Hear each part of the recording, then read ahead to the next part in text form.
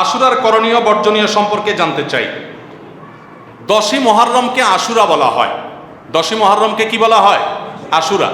মুহররমের 10 তারিখ এটি কোরআন এবং হাদিসের দৃষ্টিকোণ থেকে খুবই গুরুত্বপূর্ণ এবং তাৎপর্যপূর্ণ একটা দিন।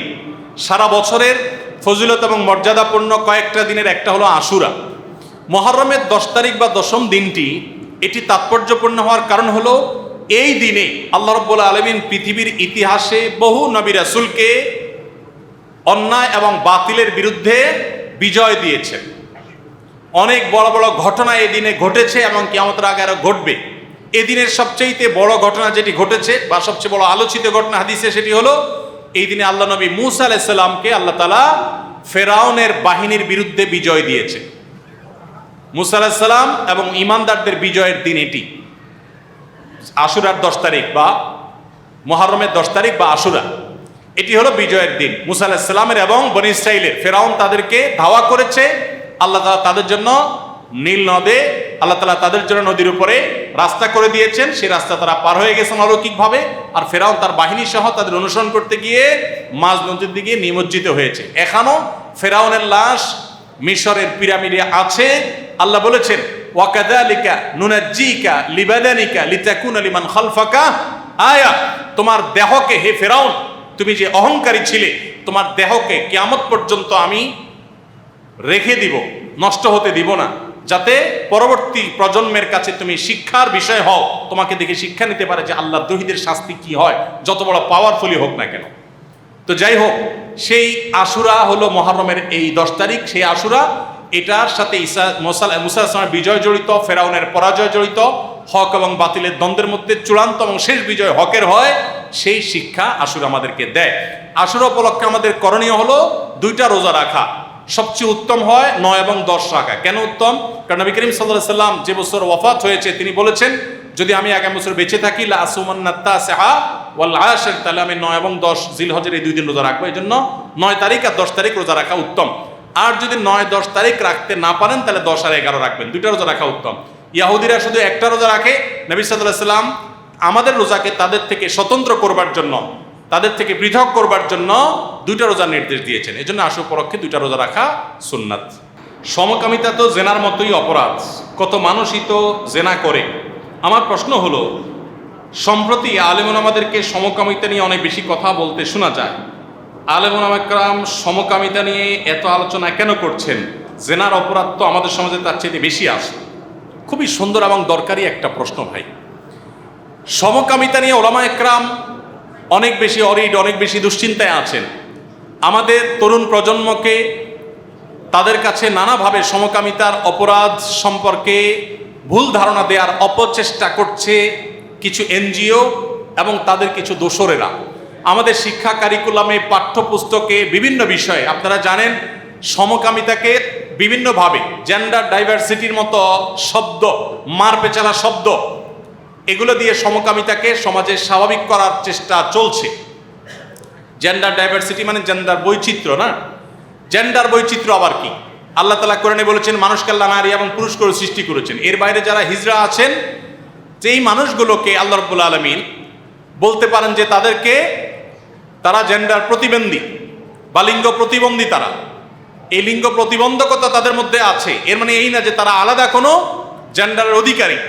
কিন্তু যারা জেন্ডার ডাইভার্সিটি কথা বলেন তারা মূলত ছেলে ছেলে, মেয়ে মেয়ে, ছেলে মেয়ে, এরকম বিভিন্নভাবে যৌন সম্পর্ক করার বিষয়টাকে রাইট বা অধিকারের নাম দিয়া মুখরোচক কথা বলে ওই নোংরামিটাকে সমাজে প্রতিষ্ঠা করার চেষ্টা করছে। এখন প্রশ্ন হলো, আপনি যেটা প্রশ্ন করেছেন, সমাজে জেনার পরিমাণ তো অনেক বেশি সমকামিতার চাইতে, তাহলে জেনা নিয়ে আপনারা এত কথা বলেন না, সমকামিতা নিয়ে এত কথা কেন বলেন?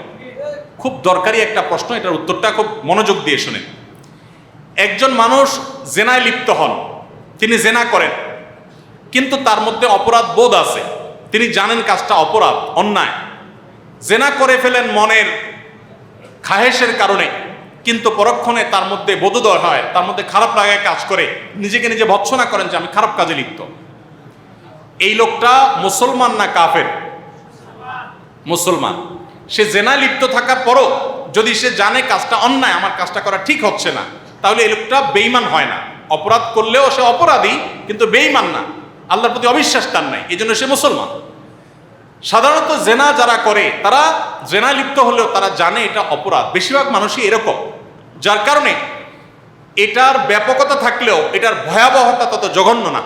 এর বিপরীতে সমকামিতার ব্যাপারে অনেকে আছেন নিজে সমকামিতা করেন না, নিজে সমকামে লিপ্ত হন না, বা তিনি সমকামী নন, কিন্তু তিনি যদি মনে করেন যে সমকামিতা এটা মানুষের রাইট, এটা কারোর অধিকার, এটা দোষের কিছু না, কেউ চাইলে সমকামিতা করতেই পারে, তার ব্যাপার, এরকম সমকামিতাকে যদি কেউ মনে করে দোষের কিছু না, এটা মানুষের করতে চাইলে করতে পারা উচিত, এটা যদি কেউ মনে করে, তাহলে সে কিন্তু নিজে সমকামিতা করছে না কিন্তু সমর্থন করছে, তাহলে এই লোকটা কি?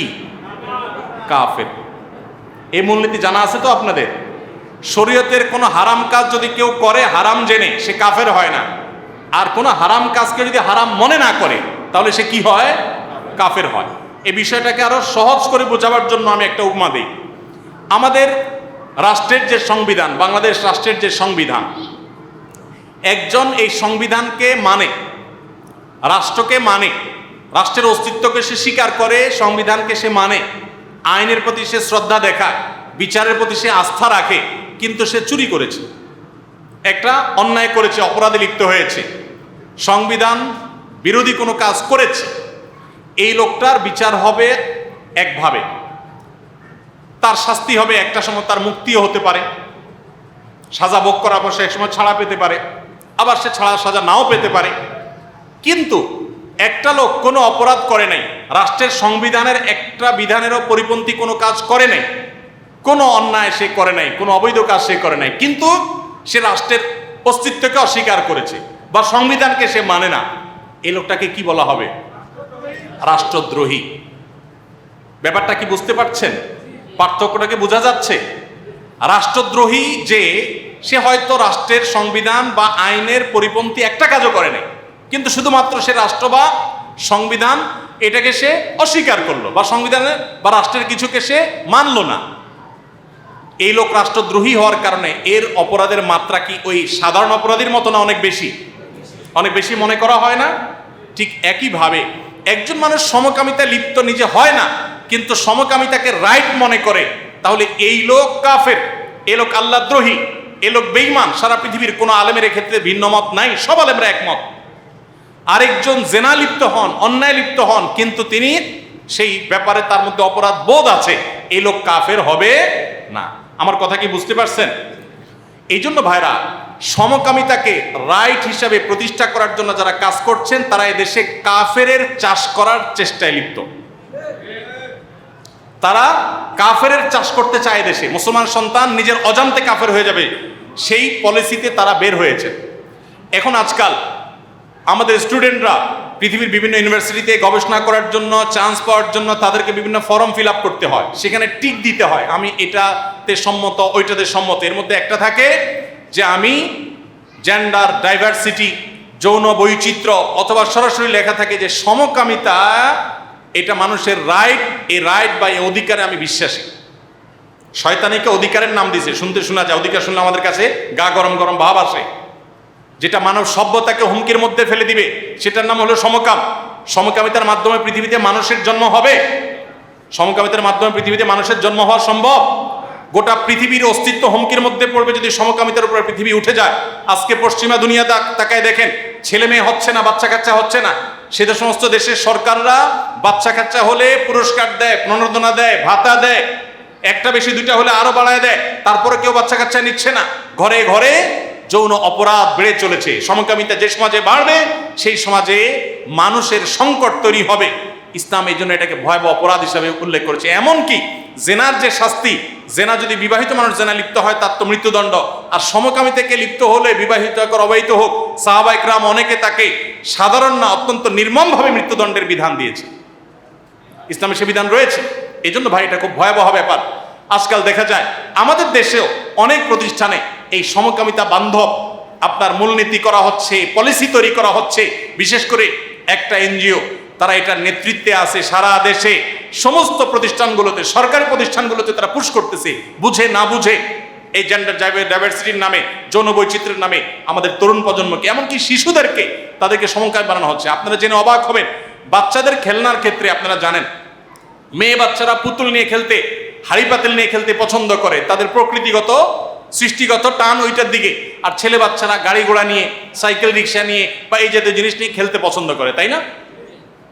আপনারা অনেকে খেয়াল করেছেন হয়তোবা যে এক শ্রেণীর এনজিও আছে, তারা এই খেলনার ক্ষেত্রে 3 থেকে 5 বছরের বাচ্চাদেরকে টার্গেট করে তাদের খেলনার ক্ষেত্রে এমনভাবে এটাকে কম্বাইন করে দিচ্ছে যে ছেলে বাচ্চা সে হাড়ি পাতিল নিয়ে খেলা করবে, আর মেয়ে বাচ্চা সে গাড়ি নিয়ে খেলা করবে, এবং দুইটা নিয়ে দুজন খেলা করবে। অর্থাৎ এক্ষেত্রে ওই যে যৌন যে পার্থক্য আছে বা আপনার জেন্ডারগত যে পার্থক্য আছে, পার্থক্যটা রাখতে চায় না।